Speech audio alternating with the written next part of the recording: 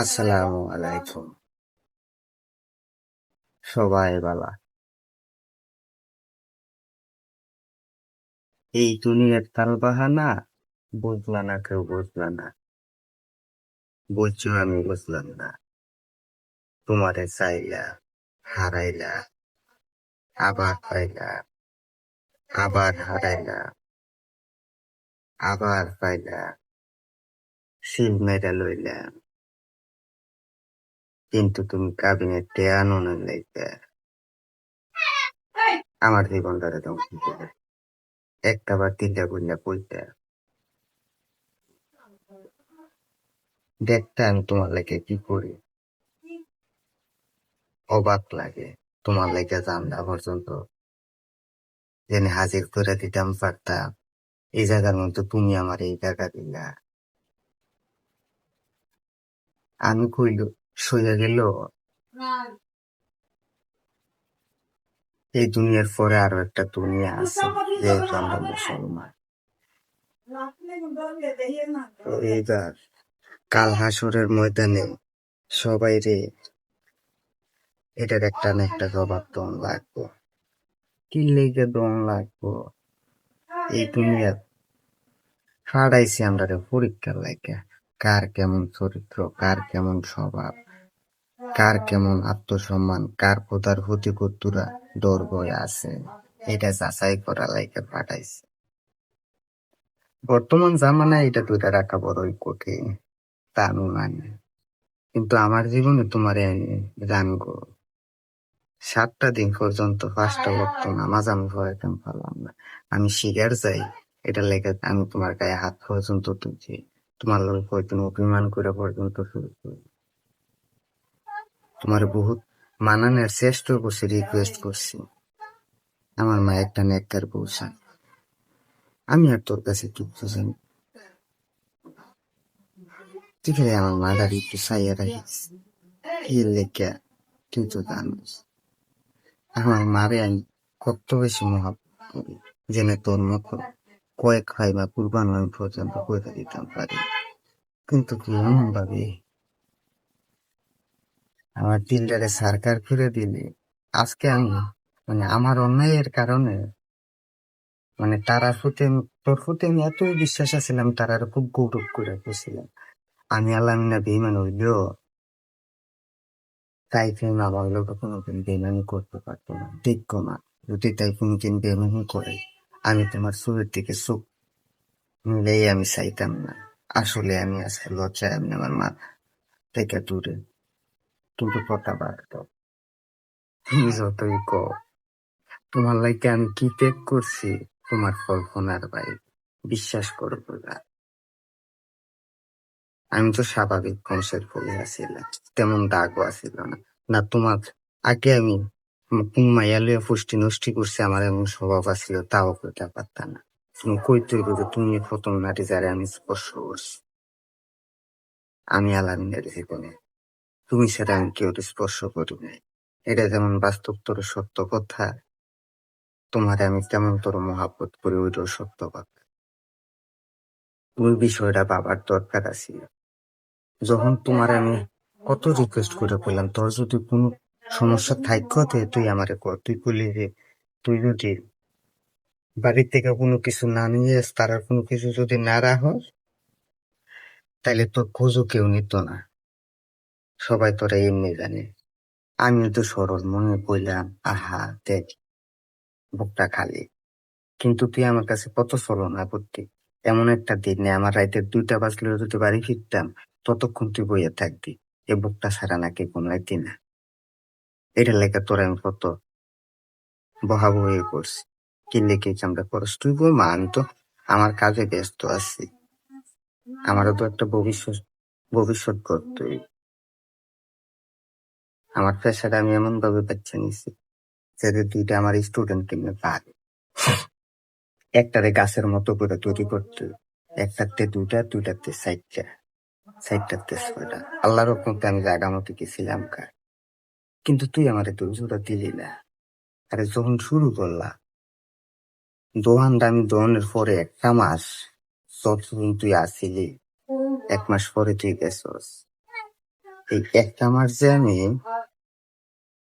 জানে মরছি, তুই কি দেখলি না? না দেখতেও কোনো অভিনয় করলে তুই আমার লগে ছলনা করলি, এটা তুই বালা জানোস। কি লেখা যখন তোরে প্রথম আমি আনলাম, আমার বাপ মা তোরে কেমনি মাইনা নিছে এতিম জানানোর পরে, তুই কি অস্বীকার করতে পারবি? না, তোরে রাজরানী করে রাখছে। তাইলে তাই আমার সত্যিকারে মার মতো আদর করব, আমার জির মতো থাকবে, আমি তোরে আদর করা। এই লাগতি মারবে তোর ভাই আবার একটা কলঙ্কের দাগ লাগাই দিল, তুই আমার একটাবার কইতি এমনি আপোষ বলে এই অবস্থা। আমি তো আমার জীবনে এই কাহিনী ছিল, এই আমি আমার মতো করে ঠেকে লইতাম, আমার কলঙ্কের দাগটা তো দিতাম চাইছিলাম না। যখন তোর লইয়া এই কলঙ্কের দাগ দিয়েছে, তোর বাইজাইয়া দিয়ে এলো আমার এলাকার বাসী, তোর আগের একটা বিয়ে হইছে, এর বাচ্চা আছে একটা 7 বছরে, আবার তার বাইয়ের লোকে ফরকিও করে। আমি তো আবার টাসকি কি কোন কিনা, তখন না দেখলে আমার মায় আমার আত্রার ধরে টান দিয়ে লইলে, এই টানের কারণে আমি আজ পর্যন্ত তোরে যাই আর আনতাম না। আমি আমার মার বিরুদ্ধে যাইও তোরে আনছি, এরপরে তুই আমারে চাইবি না। এই টাকা বলতে না বলতে তোরে আবার এ নিয়ে আটকে রাখলো। আবার যেমন কোটের ভিত্তি মিলনটা কি ছবির থেকে 3 অংশে কম আসিল, ইতিহাস পাই না।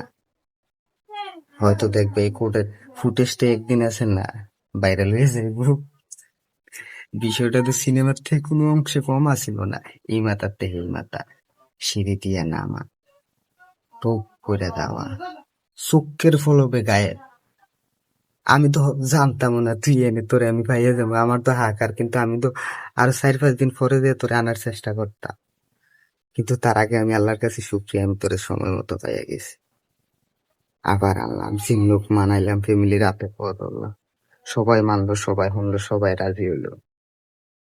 যাক, তোরে লইয়া কয়টা দিন সুখে আসিলাম দূরে ফাঁকির মতো, এই ফাঁকির থেকে এই ফাঁকি কি লেগে, তোর সেদিক দিয়ে তো সমস্যা হচ্ছে না কি লেগে, তোর একটা সন্তান আছে আর এত কাহিনী আছে, আর তোরা যে টেহালো এমনি কি আটকাই রাখছে। তখন তো সোহাগ মেয়ে তো তখনই যে গেলে তোরা যদি তার থেকে যা জানিস তা দিয়ে দিতি, আমি তো তোর কাছে এটিও চাই নাই। আমি তো শুধু তোর এসেছি, আর তোর কোন ঝামেলারও আমার দরকার নাই। তুই শুধু আমার হবি, আমার আর কিছুর দরকার নাই। যাক গেল, এই দেখার পরে আবার তুই আইলি, সুন্দর একটা সংসার, একটা বাচ্চা। ইস, আমার কলিজাটা কাঁপ দিয়ে ওঠে। তোর বাপে ইয়া আমার বাপ মার আত্ম ঘুরে গেল, ভিডিও কি নাই, সবই আছে। তখন তোর বাপ কইছিল, আপনারা যদি বিশ্বাস না করে আমার এই স্ট্যাম্প দেন, আমি স্ট্যাম্প সই দিয়ে আমার মাইয়ারে নিয়ে যান। আমার ফুলার যান বাঁচান লাগবে। আগের জামাই এই লোকে মিললে আমার ভাই, আমার ফুতে, আপনার ফুতের ক্ষতিপূরণের লেগে যে মামলা দিছে অঙ্কা, তারা এই মামলা আমারে ফাঁসাইয়া দিছে। আমার ফুতে সরকারি চাকরিতে থাকতে আমার ভিক্ষা দেয়। আপনি মাইয়াটা লইয়া যান, 2 দিনও লাগতো না। মানে আজকে যাইবো, বিকাল বেলে বৈঠক ডাইকা খালি সাক্ষীটা দিব, পরের দিন আমি আমার আপনার আমানত আপনার কাছে আমি নিজের হাতে দিয়া যান। তুই গেলি 1 দিন 2 দিন 3 দিন 4 দিন, একদিনের কথা কইয়া যায় 7 দিন। আমরা কি মান সম্মান নাই? বিয়া করে আনলাম, বউ আনলাম, গড় এই বউ গেল কই দেখি না, কিতা হইছে কাহিনী কিতা, এলাকায় কি গুঞ্জন জটে না, মান সম্মান গেল না। এটারেও কাটাইলাম, কাটাইতে না কাটাইতে কুরবানির ঈদের দিন তুই আইলি, তোর মায়ের তোর ওষুধ খাওয়াইয়া ফাড়াই দিল, আমার বাইতে শেষ, তোর ব্লিডিং শুরু হয়ে গেল। যাক, হাসপাতাল লইয়া গেলাম, কি এর সিরিয়াল আর মিরিয়াল, ক্ষমতার ছল দিয়া ঘন্টার ভিতরে সব কইরা দিয়ে কিতে এই কাহিনী। ছোট আন্টির কাছে রিপোর্ট পাঠাইলাম, আন্টি দেখা দিয়ে কইতেছে, তুই টাকটা দইরা পুষাই তুলি লইয়া যা। কি আর কুরবানি কালকে তোর বাপ মা তো সুখে, তোর বাপের কাছে ভিক্ষা ফোন দিয়া বলে, আপনার বউ এই কাহিনী করলে, আপনি আমার 23 ঘন্টা দিয়ে নিয়ে গেলেন। আমি কইলাম যে আপনি জন স্ট্যাম্পের কথা কইলেন, আমি তখন কইলাম বলে বিশ্বাস নাই, আপনার মায়ের আমি বিশ্বাসের রূপে আনছি। আমার কি এর স্ট্যাম্প আর কি এর ইয়া, আপনার মায়ের প্রতিজ্ঞা করে গেল, তাই জান গেল সন্তানটা কিছু উত্তর দিত না। কিন্তু আমি জিজ্ঞাসি না কি লেখে, কি মামলা, কি আসল বিষয়। আমি বলছি তুই যতক্ষণ না করবি আমি এটা জানার চেষ্টাও করতাম না। বাস্তব তোর সত্য কথা আমি চেষ্টা করি নাই। আমার অবসরে তুই কাবিনেটটি আদায় করানোর লাগিয়ে গেলি, আর সেদিক দিয়া বলি তোর বাইরে জানবি। আরে তার টিতারে দিয়ে দিয়ে এটি তার হালাল ফতের কামাই, তুই এটি খাইতে গিয়ে লেগে, তোর বাপ মা এটি খাইতে গিয়ে লেগে। আমি যদি তখন জানতাম তারা আগুন জ্বালায় দিলাম বলে ফিরপুল যাইলা। বিশ্বাস কর, নিকৃষ্ট ফ্যামিলি, নিকৃষ্ট সন্তান তোরা। ছি, যাক তোর বাপে আইলো না অস্বীকার, আজ পর্যন্ত তার লগে আমার কোনোদিন কত হয় নাই। তোর বাড়িতে আনন্দ ঠিকই চলছে ঈদের পরের দিন কুরবানি, কিন্তু ঈদের দিন রাইতে আমার বাচ্চাটি কুরবানি হইল, ইতিহাস সাক্ষী রইল। হাসপাতাল তোরে লইয়া গেলাম, তখন এমন একটা মুহূর্ত তোরে লইয়া আমি 2-3 মাস বাগতে বাগতে নিজে অসহায়, কিন্তু লজ্জায় কি কাছে চাইতামও পারি না। আত্মসম্মান তো আমরারও আছে, এটিও তো আঁকা করলি না। এই দেখা কাটায় উঠতে না উঠতে ফ্যামিলির কি বুঝতে, সন্তান আমারটা ছিল, নাইলে আমার কাছে কেউ কাছে আমি জবাব দিয়ে করানো লাগবে না।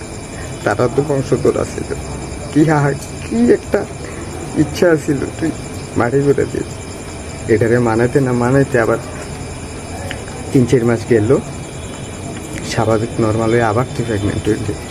তোর বাপ মা আবার তলব করলো যে হ্যাঁ সোহাগে বাইতে এসে সমাধান করতে হইব। তোর মা এবার আইল, বাইক কি কলঙ্কের দেখ দিছে এটা পরে করতে হইব। তোর মা তুমি মা জাতির কলঙ্ক, তুমি নিজের হাতে কেমনে পারলো, তাও তোমার হাতে তুলে দিলা। একটা তুমি নিজে নষ্ট করে জানার পরে আমি ওষুধের পর্যন্ত রেখা দিছি, মেডিকেল রিপোর্ট পর্যন্ত রেখা দিছি, সব একে একে আইব, সবাই দেখবো কি হয়েছে কাহিনীটা, দেখতে হবে। যা গেল তোর মা আবার একটা আমার বাপ মার সিম তোর বাপের কাহিনী করলো, বুঝ দিয়ে লয়ে গেলো। আমি কইলাম তাই না, সে মারে কইলে তোর আমি মন থেকে চাইছি। আগে আমার ঘটনা আছেও থাকলো, আমি এটি তোর লোকে শেয়ার করতাম চাই না, কইতাম চাই না, কিন্তু তোরে আমি ভালোবাসি। আমার জান থাকতে তোর কেউ আলাদা করতে পারতো না। আবার সেই বিশ্বাস আবার দিলাম, তখন সমাধান তো ঠিকই করলি, এর ভিত্তি হয়তো কোনো এক দুর্ঘটনায় তোরা আমার বাচ্চাটা আবার নষ্ট করে দিচ্ছিস। একটু অভিনয় সাজাইলি, কতলি ঘুমের ক্যাপসুল খাইলি। এদিক দিয়ে আমি আমার প্রথম তোর লোকে দেখা করে যে 7টা ছিল আগুন দিয়ে ঘুরে দিলাম। পরে আব্বারে কইলাম তাই ভাই ফোন দিয়ে এখন আমার ঘিন্না হইতে আছে, তাই নাটক করে আমার সামনে দিয়ে ওষুধ খাইলেছি, তাই হয়তো কোনো একটা করতে হয়েছে। কিন্তু এই তুই মানে ওয়াশের উচিলে বাচ্চাটারে গায়েব করে দিলি, কি লেখা কি পরিকল্পনা, কি লেখা অবশ্যই কইয়া দিতি আমারে। সেম কাহিনী, আত্মীয়ের বা একেবারে কাছের আত্মীয় যাইতে হইব, না গেলে মানিজ্য থাকতোই না। বউ লইয়া যাওয়ান লাগবো, বিয়া করছে নতুন বাগিনা।